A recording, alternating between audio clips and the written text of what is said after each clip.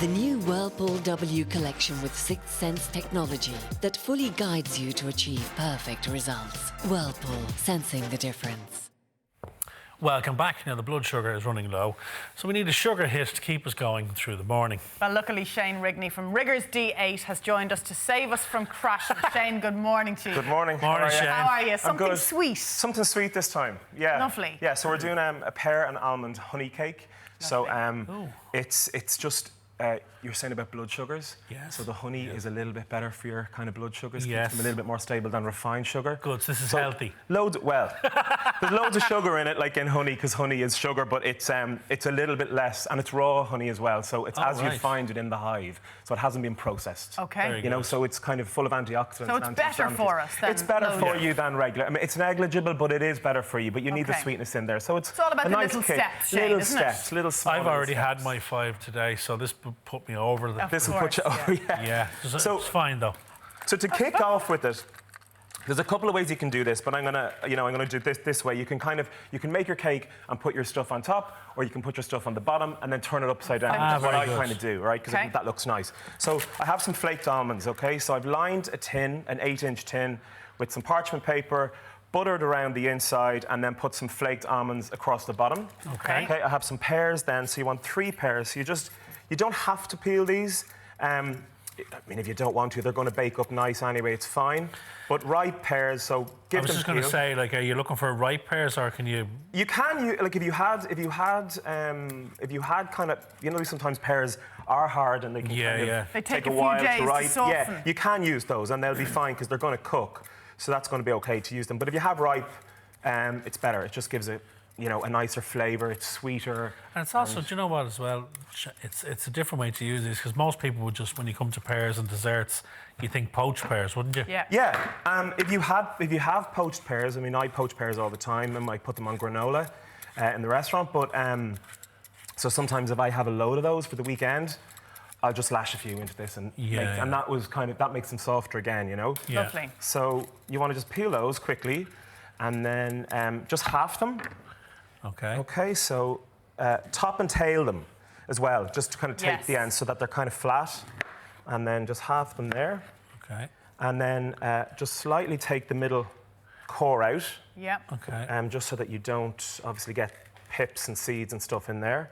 You can quarter these, or you can slice them and, you know, arrange them in a nice kind of pattern around, like kind of I suppose like a tart tatin. Yeah, I was just going to say, pears. because it's that sort of similar thing kind where of it's style. upside down, isn't it? Yeah, yeah. So you could do it that way too. So I'm just very roughly, as you can see, coring out the middle bits. So you have that seeds and stuff gone, right? Yeah. Okay. So you want to arrange them then.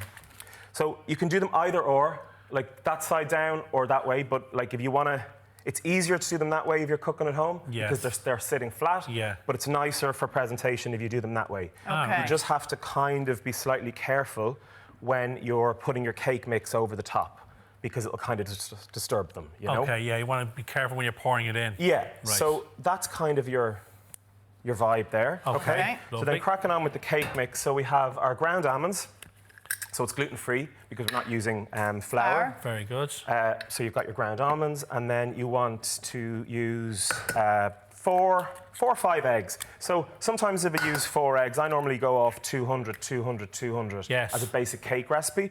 So you can apply that to this. That's 200 flour, 200 butter, 200 sugar, Yeah. and then 4 eggs.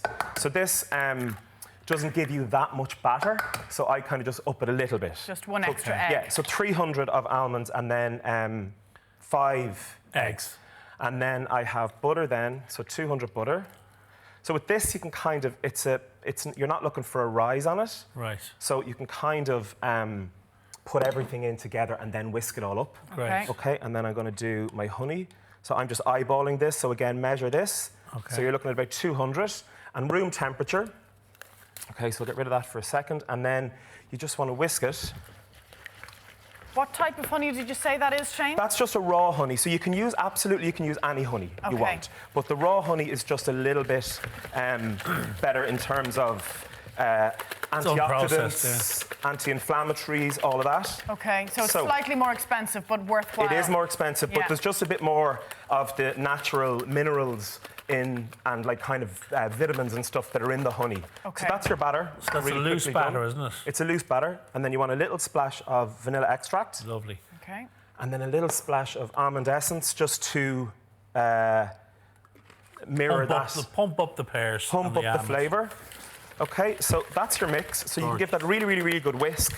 And the more you whisk it, the more air you're going to get from the eggs. And the more fluffy and light your cake will be, okay? Okay. So you want to just start to pour that over the top. And again, try and do it evenly so that when you go to spread the mix over the top with a Doesn't move spatula, the pears, yeah. that you kind of don't really disturb the pears. So, and use a spatula for this so that you get every last drop, you know, good. out of the cake. So be So then- gentle with the mixture. So then just, you know, just gently fold it around like that. Very good. Bring it over to the edge. You're not going to disturb the pears if you do it this way. And then that's it. Okay? That's Going to go into the oven, Shane? So then you're going to go into the oven. So you want to do that about 180 for about 40 minutes. Okay. And then, You end up with. and here is one I'm I Peter. prepared. So that's what it comes out looking like. Okay. Lovely. Okay, so you want to get a palette knife maybe and just let this cool, but just get a palette knife. But for the purpose of obviously today, So we're you just going to- sprinkled those almonds on the top of it before it went in? Before, Yeah. right? So then I just quickly turned that out and turned it upside down and just gave it okay. another couple of minutes just to toast the almonds, okay? Okay. Very so be good. careful, obviously, when you're doing this. That's just out of the oven, so it's nice and Gorgeous. hot, okay? So you would take then your base off, Yeah. all right? So that is the cake done. And what would you serve that with? Would you serve it with a little side of clotted cream or something? So, or- so this is gorgeous with the pouring cream, clotted Yeah. cream, really, really nice with custard. But I'm going to do a little bit of yogurt today, just to keep it that bit healthy. Looks delicious and nice and simple, Shane. Cracking So recipe. That's the so consistency. that's the consistency. There's kind of a stickiness to the sponge, isn't So there? it's really, really gooey and sticky. Right, Anna, go and get the kettle on, and I'll do the tea. Shane, thank you very No much. bother. Thank Thanks you, a million, Shane. guys. Fantastic. Cheers. Now, full recipe details will be up on our website, or as ever, just call into Riggers D8 and Shane will look after you. Now, still to come from Diversity fame, Perry Kelly chats dancing on ice and connecting with an Irish dance school. Stay with us.